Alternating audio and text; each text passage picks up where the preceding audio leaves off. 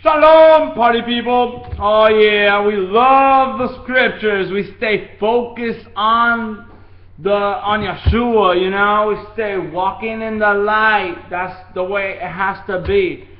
Because if you start going astray, then you better have somebody to pull you back in line, like your brother. Ah! All right, thank you.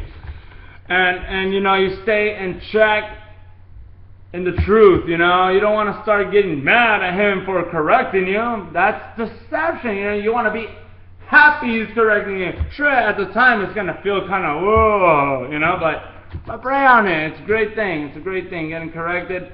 As long as it follows the guidelines and instructions of our wonderful Creator, Yeshua HaMashiach. Yahweh, you know, Yod-Heh-Vav-Heh, you know, the Ruach Kadesh is just, boom, makes you see truly. Alright. Proverbs 11, this is like my fifth, I don't even remember anymore. Little my mini study, huh? Yeah. Proverbs 11, 1 through 4. A false scale is an abomination to Yahweh, but a perfect weight is His delight. Pride comes, then shame. Then comes shame. Pride comes, then comes shame. But with the humble is wisdom. The integrity of the straight ones guide them. But the slipperiness of the treacherous destroys them.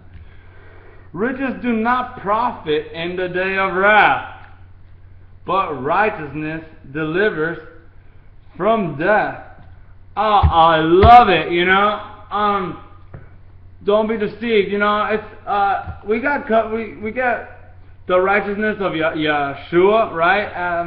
And then there's two different kinds of righteousness, because He teaches you how to be righteous yourself, you know. I mean, in the day of judgment, you're gonna get judged for every work you did. You know, you're not gonna get judged for another person. It's just gonna be you, right? So.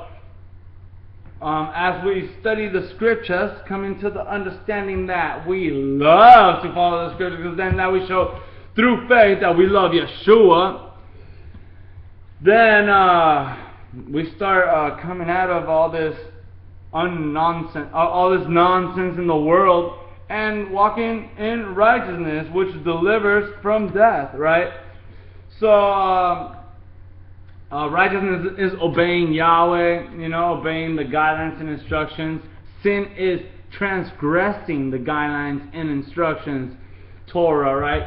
So basically, you know, there's a lot of sin out there, yep, and there's a lot of righteousness out there, It's up to us to find it and go on that route or on that route, you know. You can't be walking on both routes, because one goes this way, one goes the other way, right? Sure, you could have a little pebble that'll make you stumble a little bit, but bam, we get right back up with the empowerment of the Spirit. So keep running until we finish the race. I love wheatgrass, you know, just showing us some wheatgrass. That's how it goes. 2. Alright, 2 Chronicles 16:9. Here we go. For the eyes of Yahweh diligently search throughout the earth, throughout all the earth, to show Himself strong on behalf of those whose heart is perfect on Him, right? You have acted foolishly in this, so from now on you shall have battles. Alright, cool, you know. It's so Yahweh is looking to whose heart are righteously searching Him out, righteously looking at the scriptures and trying to understand.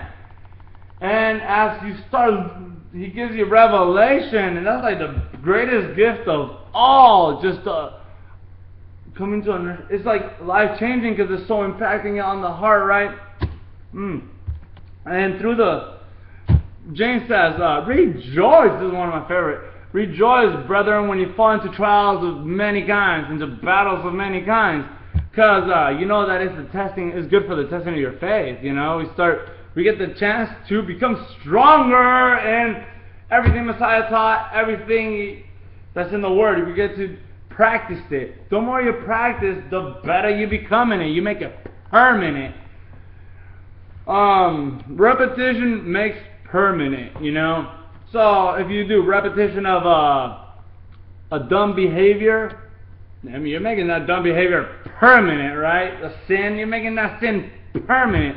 You gotta rebuke the sin, because we got the authority to do that. Rebuke devils, heal people, rebuke devils, heal people, and raise the dead, you know. I gotta think about that, raising the dead. Yeah, once somebody accepts Yeshua HaMashiach, he came to life, bro. He was walking in flesh, you know. That's death. So once he gets a little glimpse of the Spirit, it could only be good for him, right? Because it could give him the power to understand, start understanding, because at first it's hard, especially with all the false doctrine out there, right?